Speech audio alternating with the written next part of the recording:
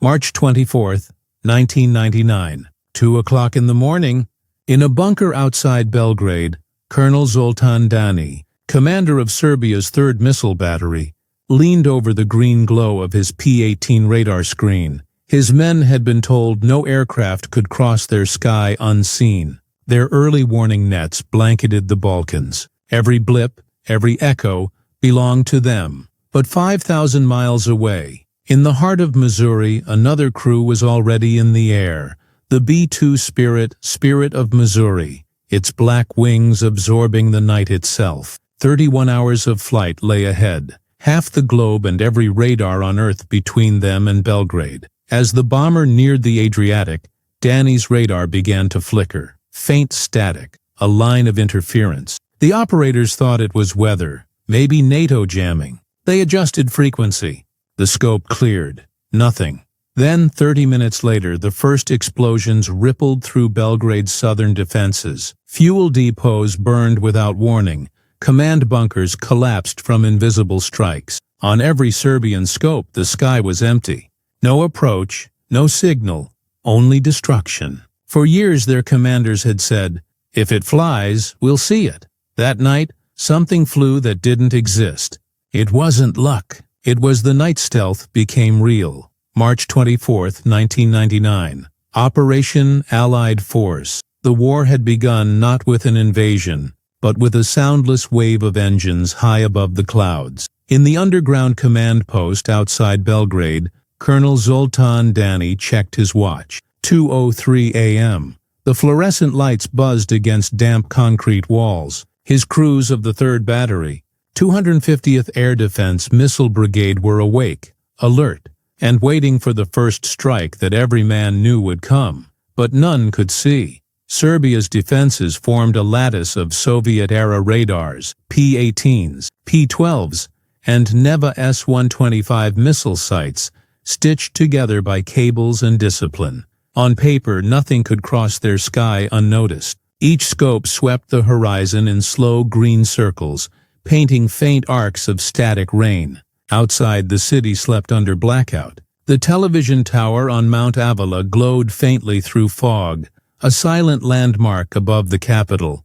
Then, static, a spike on the scope. The operator froze, eyes wide. For a heartbeat, a trace appeared northwest of Novi Sad, weak, almost imaginary, and then vanished. No trajectory, no altitude readout, just a shimmer and silence. Dani leaned closer, adjusted the frequency. "Probably weather," he muttered.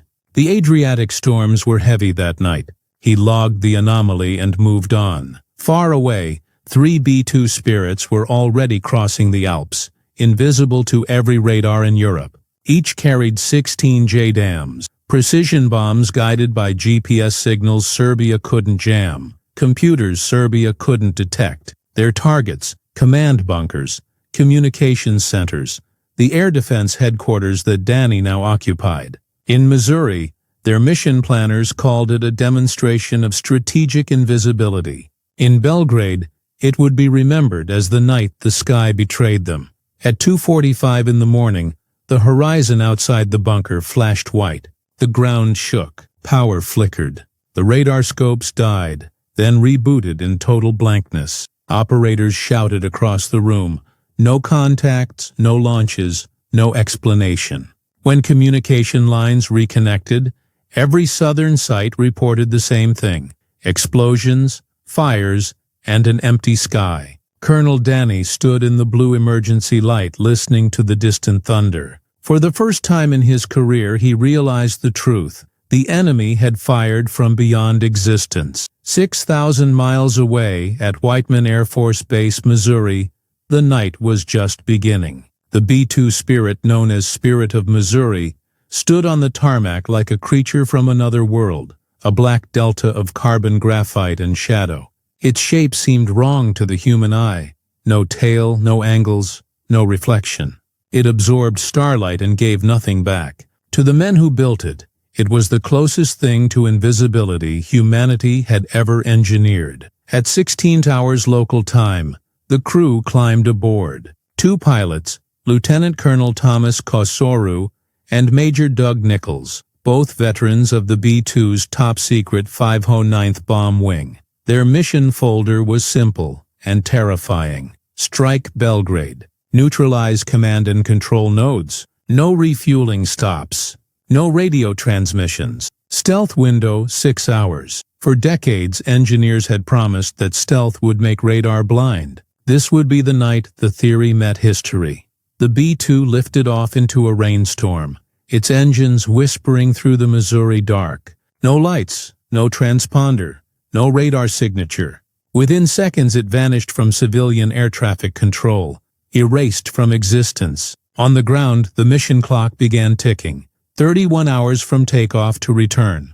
Over the Atlantic, aerial refueling tankers waited in formation, invisible to the public, orbiting in silence. The Spirit drank fuel mid-flight, then turned east, its composite wings slicing through jet streams and clouds. Inside the cockpit, the pilot sat in dim red light. The only illumination came from the AN/APQ-181 radar display, designed not to reveal the enemy, but to ensure the aircraft itself remained unseen. Every turn, every altitude shift was pre-calculated to slide between radar beams, to ride the seams of electromagnetic coverage like a shadow on water.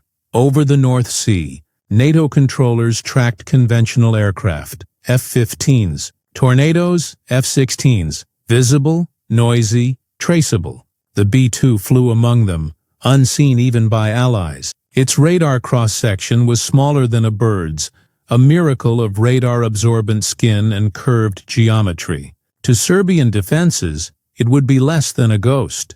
It would be nothing. As it crossed the Adriatic, Major Nichols armed the payload, 16 JDAMs, each a 1-ton guided bomb. They were locked to GPS coordinates transmitted from satellites orbiting 30,000 kilometers above the Earth. The targets glowed on the mission computer, hardened bunkers in Belgrade, radio towers, early warning stations, the heart of Serbia's defensive grid. When the bomber crossed the Dalmatian coastline, every radar in Montenegro and Serbia should have lit up. None did. The B-2 was invisible to Dani's P-18 scope, to the Neva missile batteries, to every radar calibrated for a world that still believed objects had to reflect to exist. The Spirit flew directly over the layered defenses at 20,000 feet, undetected. At 2:37 a.m. local time, the first bomb bay opened. 16 GPS locks confirmed. In the black silence above Belgrade, the B-2 released its payload. The bombs fell for 45 seconds, no sound, no trace. Then a flash. The Ministry of Defense, the Army headquarters, and the television transmitters went dark in rapid succession. The shock waves rolled across the city in waves of orange light. On Serbian radio frequencies, chaos erupted. No radar contact, no flight path, nothing on the scope, voices shouted. The air defense network that had taken decades to build was blind. From inside the cockpit, Koshoru's voice broke the silence. Hit confirmed. Targets burned. Nichols nodded, checking the navigation readout. Their path home would be the same. Unseen, untouched, unknown. Back in Belgrade, Colonel Zoltán Dani stared at blank screens, listening to the distant thunder. Somewhere in the blackness, an aircraft had entered his airspace, attacked his capital, and vanished without a trace. He didn't yet know its name. He only knew one thing for certain. Whatever it was, it had rewritten the rules of war. In the hours after the first explosions, the Serbian air defense network tried to understand what had happened. Phones rang in bunkers across the country. Niš, Užice, Kraljevo, Belgrade, each reporting the same impossible thing. No contact, no radarecho, no warning. Colonel Zoltán Dani ordered a full diagnostic on his P-18 spoon rest radar, a Soviet relic built in the 1960s. The machine was old but reliable. Its long-wave frequency could see through jamming and cloud cover. He'd spent half his life keeping it alive with scavenged parts and soldered circuits. Now it had betrayed him. He stared at the oscillating green line sweeping across the circular screen. Normally it would glow with the faint pulse of atmospheric clutter, birds, weather, distant terrain. But the line returned nothing but static silence, not even a phantom echo. It was as if the sky itself had stopped existing. His technicians rechecked power couplings, antennas, frequency bands. Everything worked. Everything was blind. Dani reached for the secure phone, calling brigade headquarters in Belgrade. "What's your picture?" he asked. The voice on the other end was grim. "There is no picture. They struck command posts, comm towers, radar relays. They came and went unseen." Unseen! The word hung in the air like smoke. For decades, radar had been the language of modern war, a dance of waves and echoes, predictability and reflection. But this enemy, this machine, refused to speak that language.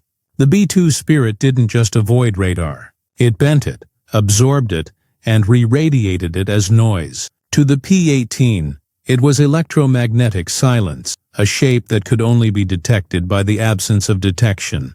By dawn, reports confirmed the impossible. 3 B-2 spirits, flying from Missouri, had crossed the Atlantic, refueled mid-air over the Mediterranean, and struck 12 strategic targets in Serbia without losing a single aircraft. Their combined flight time, over 30 hours, set a record for the longest bombing missions in history. To Serbian commanders, the concept bordered on the supernatural. The old guard blamed NATO's electronic warfare, jammers, decoys, radar clutter. Younger officers whispered something else, that the Americans had invented an aircraft that did not reflect light or radio waves. The myth spread quickly. Some called it the Black Ghost, others the Invisible Bat.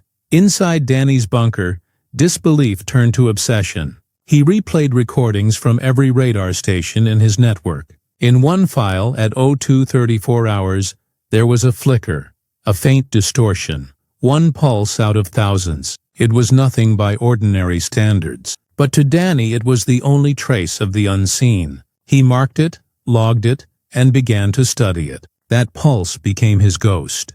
Outside, Belgrade burned. The airstrikes continued throughout the morning. Bridges, runways, and power substations vanished in clouds of smoke. The entire Serbian radar grid had collapsed into fragments. Command posts operated on backup generators. Communication lines were reduced to radio relays and messengers. NATO intelligence monitored the chaos from AWACS aircraft high over the Adriatic. Their analysts noted with disbelief that not a single B-2 had appeared on any radar return during its entire flight over hostile territory. The mission had validated every line of stealth theory, a bomber that could operate with total impunity in defended airspace. But while NATO celebrated, Dani's mind turned to vengeance. If it had crossed once, it would cross again. And next time, he swore, they would find a way to see it. In the months that followed, he would spend sleepless nights adjusting the sensitivity of his radar, altering frequencies, and watching the static for patterns. Somewhere out there, in the gaps between the pulses, the invisible still flew, and he was determined to catch it. Spring, 1999. The war had settled into rhythm. NATO jets by day, missiles by night. The people of Serbia lived beneath sirens that came and went like tides. To them the bombers were rumors, thunder without clouds. But to Colonel Zoltán Dani, they were a challenge written in radar waves. For weeks after the first B-2 strike, Dani and his radar crews dissected every second of sky. He changed the P-18 radar's pulse frequency, tuned it to frequencies NATO didn't expect, and operated it in short bursts to avoid anti-radiation missiles. The men worked in darkness, the room lit only by the green sweep of their scopes. Their coffee turned cold before they finished drinking it. The colonel had stopped believing in invisibility. He was convinced stealth could be defeated, if only you looked in the right place, at the right time. He trained his operators to stare at the noise itself, the grain, the static, the patterns the machine ignored. "Don't look for the aircraft," he told them. "Look for the hole it leaves behind." On the night of March 27th, Dani's patience paid off. A faint flicker appeared, barely more than a blur, moving too slowly for a missile, too steady for weather. He ordered his crew to switch to manual tracking. The radar pulse returned again, weak but consistent. Whatever it was flying at 15,000 feet, approaching from the southwest, exactly the corridor used by NATO stealth aircraft returning from strikes on Belgrade. He hesitated. Firing blind could expose his position to retaliation, but if he waited, the ghost would vanish again. "Lock it," he ordered. The S-125 Neva missile battery roared to life. The target data was crude, incomplete, but it was something. 2 missiles launched in rapid succession. The operators watched their scopes, praying for a sign. Then, seconds later, the radio crackled. "Direct hit! Target down!" Over the village of Budanovci, fragments of a black aircraft rained down like ash. When soldiers reached the crash site, they found angular shards of composite material that shimmered against flashlight beams. On one panel, white stenciled letters still visible beneath soot. U.S. Air Force, F-117A, Nighthawk. For the first time in history, a stealth aircraft had been shot down. When the wreckage was displayed in Belgrade, crowds gathered around it in silence. To them, it was more than debris. It was proof that invisibility could bleed. The world was stunned. Pentagon analysts argued it was luck. Others whispered that Dani had done the impossible. But he knew better. It wasn't luck. It was the same method he'd used the night the B-2 struck, tuning radar frequencies into the cracks of the invisible spectrum, reading not what was seen, but what was missing. In interviews years later, Dani would say he still respected the B-2. "We never caught one," he admitted. "And we tried." The spirit remained untouchable, operating from a different altitude, a different world. But his victory against the F-117 had proven a point that haunted both sides. Stealth was powerful, not perfect. By the war's end, NATO had flown nearly 35,000 sorties. The B-2s had completed 45 missions, striking over 30% of all strategic targets in Serbia, from bridges across the Danube to military command centers, without losing a single aircraft. Not one radar track, not one hit, not one return. To Serbian soldiers on the ground, they remained phantoms, weapons from the future that never cast shadows. When the armistice was declared in June, Colonel Dani walked out of his bunker for the first time in weeks. The sky above was clear, calm, and empty. He looked upward, knowing something had passed through there, something no radar could hold, no missile could reach. He had faced the invisible and lived, but he had also seen what the future looked like, a sky where men could no longer fight what they couldn't see. By the time the last B-2 returned to Whiteman Air Force Base, dawn was breaking over Missouri. Its matte black wings were streaked with salt from the Atlantic, the carbon skin warm to the touch after 31 hours in the air. Ground crews moved around it quietly as if approaching a sacred machine. There were no bullet holes to patch, no damage reports to file. Only silence. The bomber had crossed a continent, struck a capital city, and come home without being seen. In the mission log, one line summarized the night. Target acquisition confirmed. No radar contact. No losses. To the engineers who had dreamed the B-2 into existence, it was vindication, a proof that physics could now erase presence. To the pilots it felt stranger. They had fought a war without ever seeing their enemy, guided by numbers and coordinates, not by faces or fear. One later said it felt like throwing thunder across an ocean and waiting for the echo. For Serbia, the war had ended in exhaustion.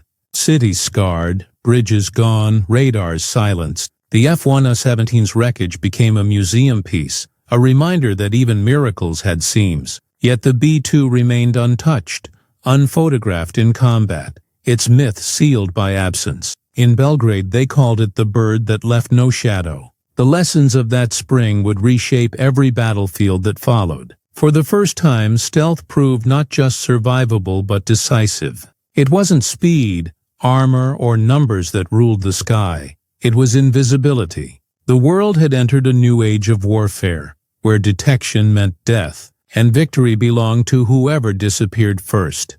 In the years that followed, other nations would chase the ghost. Russia with the Su-57, China with the J-20, but none matched the strange alchemy of the B-2. Its radar signature was smaller than a pigeon's. Its heat bloom barely touched the sensors. It was less an aircraft than a shadow-given form. Even now, decades later, only 20 remain in service, each one capable of crossing oceans unseen, each one carrying the memory of that first silent strike. Colonel Zoltán Dani retired after the war. He opened a bakery in a small Serbian town. When journalists visited, he spoke of radar and redemption. "You can't fight what you can't see," he said softly, "but sometimes not seeing teaches you more than victory ever could." He was right. The B-2 wasn't just a weapon. It was a warning that the future of war would belong not to those who built the biggest armies, but to those who learned to vanish. That night over Belgrade, radar screens saw nothing, but history recorded everything. It was the moment the sky went silent, and the world learned that even in war, the deadliest power of all is to not exist. If you felt that silence, if these forgotten moments of history pull you in, subscribe and join us. Every day we bring you another story where innovation, courage, and fate collided. Because sometimes the wars that shaped our world weren't fought in daylight, they were fought in the dark.